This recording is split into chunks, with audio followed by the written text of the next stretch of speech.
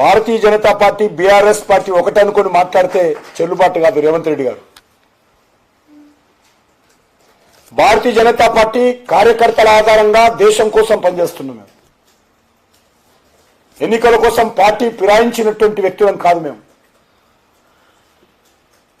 ఎవరు ముఖ్యమంత్రి ఇస్తే ఆ పార్టీలో చేరాలనుకున్నటువంటి వ్యక్తులం కాదు. మేము ఆయన మాట్లాడుతూ ఉంది నిన్న,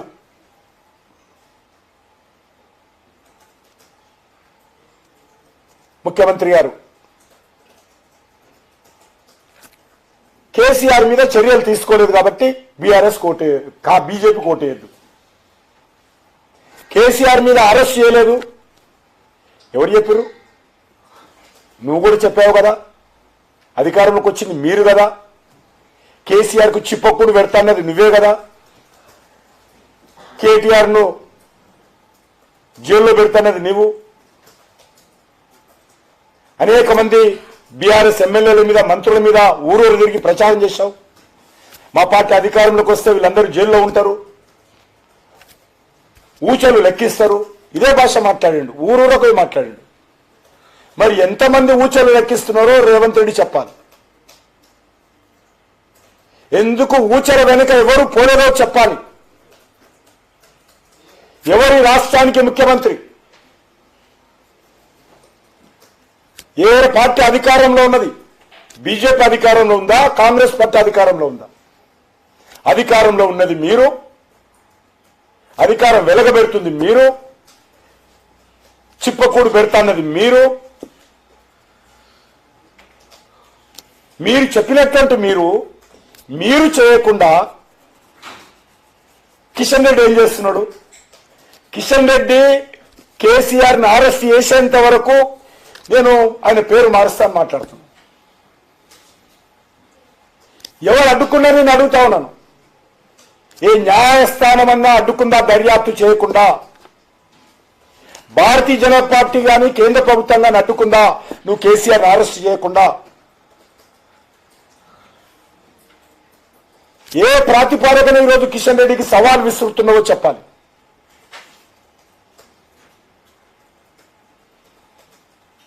భారతీయ జనతా పార్టీ భుజాల మీద పెట్టి తుపాకీని పేల్చాలనుకుంటే రేవంత్ రెడ్డి ఇది ప్రజలు క్షమించరు. ఇచ్చినటువంటి హామీ ప్రకారం బీఆర్ఎస్ మీద చర్యలు తీసుకోవాల్సినటువంటి బాధ్యత తెలంగాణ ప్రజలు మీ భుజస్కంధాల మీద పెట్టారు. నిన్ను ముఖ్యమంత్రి చేశారు, మీ పార్టీని ముఖ్యమంత్రి చేశారు, మీ జెండా కోట్లేశారు. మీరు కేసీఆర్ను జైల్లో పెట్టాల్సిన బాధ్యత నీది, నాది కాదు. ముఖ్యమంత్రి ఆయననేనా ఈరోజు తెలంగాణకు? నా మీద మాట్లాడతాడైనా? ఉదయం లేస్తే సాయంకాలం వరకు కేసీఆర్ని అరెస్ట్ చేయకుండా కేంద్రం అడ్డుకుంటుంది. నేను ఒకటే మనం చేస్తాను, ఏ 1% కూడా కేంద్ర ప్రభుత్వం మీరు చేసేటువంటి దర్యాప్తులో ఎక్కడ కూడా అడ్డం రాకుండా చూసే బాధ్యత నాది. ముఖ్యమంత్రిగా మీరు కేసీఆర్ని అరెస్ట్ చేస్తుంటే కేంద్ర ప్రభుత్వము ఎక్కడ కూడా మీకు ఇబ్బంది పెట్టకుండా చూసేటువంటి బాధ్యత నాది. అసలు పూర్తి అధికారం నీకున్నది, కేంద్ర ప్రభుత్వానికి లేదు. స్టేట్ గవర్నమెంట్ సంబంధించినటువంటి ప్రాజెక్ట్ తప్పించుకునేటువంటి మాటలు. ఎందుకంటే ఈరోజు రాహుల్ గాంధీ ఒక్కరోజు కూడా బీఆర్ఎస్ వ్యతిరేకంగా మాట్లాడాడు. సోనియా గాంధీ ఒక్కరోజు కూడా బీఆర్ఎస్ వ్యతిరేకంగా మాట్లాడారు. ప్రియాంక గాంధీ ఒక్కరోజు కూడా బీఆర్ఎస్ వ్యతిరేకంగా మాట్లాడారు. కేసీఆర్ కుటుంబానికి వ్యతిరేకంగా మాట్లాడారు. సోనియా కుటుంబానికి,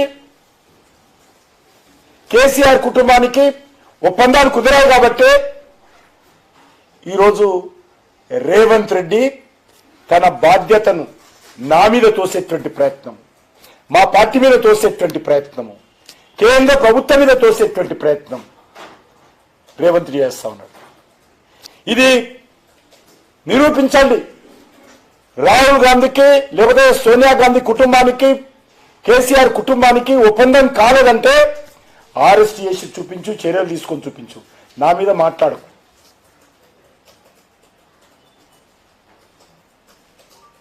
గతంలో అలవాటు మీకు, కేసీఆర్తో కలిసి అలవాటు నీకుంది, మీ సోనియా గాంధీ గారికి ఉన్నది, మీరు ఎవరైతే అరెస్ట్ చేసి జైల్లో పెట్టాలనుకుంటున్నటువంటి కేసీఆర్కు ఉంది, టీఆర్ఎస్ పార్టీకి బీఆర్ఎస్కి ఉంది. గతంలో కలిసి ఢిల్లీలో కాంగ్రెస్ పార్టీ ప్రభుత్వంలో కేసీఆర్ని చేర్చుకున్నది మీరు. హైదరాబాద్లో కాంగ్రెస్ పార్టీ ప్రభుత్వంలో మంత్రిగా ఎగబెట్టింది మీ పార్టీ నాయకులు. మేము ఎప్పుడు కూడా బీఆర్ఎస్ తోటి కలవలేదు, ఏ ఎలక్షన్స్లో ఒప్పందాలు పెట్టుకోలేదు. మీరు అసెంబ్లీ ఎలక్షన్స్లో కలిసి పోటీ చేశారు, పార్లమెంట్ ఎలక్షన్స్లో కలిసి పోటీ చేశారు. మీరు మీ పార్టీ ఈరోజు కలిసింది ఢిల్లీ లెవెల్లో కలిసింది కాబట్టే నువ్వు బాధ్యత నుంచి తప్పించుకోవడం కోసం, ఈ సమస్య నుంచి ప్రజలకు జవాబు చెప్పలేక, కేసీఆర్ మీద చర్యలు తీసుకోలేక నా మీద, బీజేపీ మీద, కేంద్ర ప్రభుత్వం మీద ఆడిపోసుకుంటున్నాడు. ఇది తెలంగాణ సమాజం అంతా కూడా ఆలోచన చేయాలి.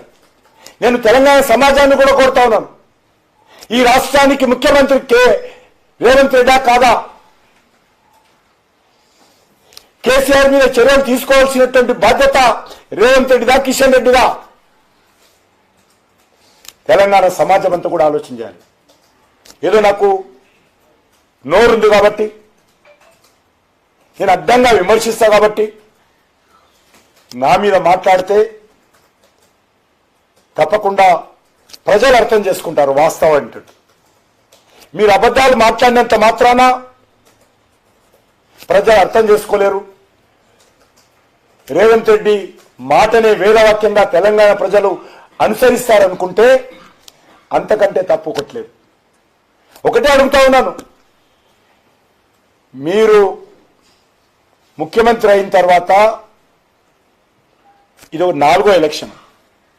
2 ఎలక్షన్స్లో మేము గెలిచాం, MLC majority elections, MP elections. ముఖ్యమంత్రి అయినాక గెలిచాం రేవంత్ రెడ్డి గారు, గుర్తుపెట్టుకోండి. గ్రామ పంచాయతీ ఎలక్షన్స్ అంటే గుర్తులు లేవు. ఈ ఎలక్షన్స్లో కూడా మేము గెలుస్తాం. ఒక్కటి కూడా రాదని ఆయన రేవంత్ రెడ్డి, ఒక్కరంతా కూడా రానన్నాడు. మొన్నటి దాకా రాదని నిన్న మొత్తం ప్రెస్ కాన్ఫరెన్స్ అంతా బీజేపీ కేంద్రీకృతంగా ఎందుకు మాట్లాడావు? బీజేపీని అడ్డంగా ఎందుకు మాట్లాడావు? మోడీ గారి పేరు, కేంద్ర ప్రభుత్వం పేరు, బీజేపీ పేరు, నా పేరు, ప్రెస్ కాన్ఫరెన్స్ అంతా నా మీద ఎందుకు కేంద్రీకరించి మాట్లాడావు? ఒక సీట్ రాదన్నావు కదా, ఒక్క చైర్మన్ కూడా రాదన్నావు కదా. నిన్న ఉదయం వరకు నాకే మాట్లాడు ప్రెస్ కాన్ఫరెన్స్. ఎందుకంటే ప్రచారం తిరిగి వచ్చిన తర్వాత ఆయనకు అర్థమైంది, ప్రచారం వచ్చిన తర్వాత అర్థమైంది పరిస్థితి, ఇంటెలిజెన్స్ రిపోర్ట్ వచ్చిన తర్వాత అర్థమైంది. ఎంపీ ఎలక్షన్లో కూడా ఇట్లే మాట్లాడాడు, ఒక్క సీట్ రాదని. ఎమ్మెల్సీ ఎలక్షన్స్ ఇట్లనే మాట్లాడాడు, డిపాజిట్ రాదని.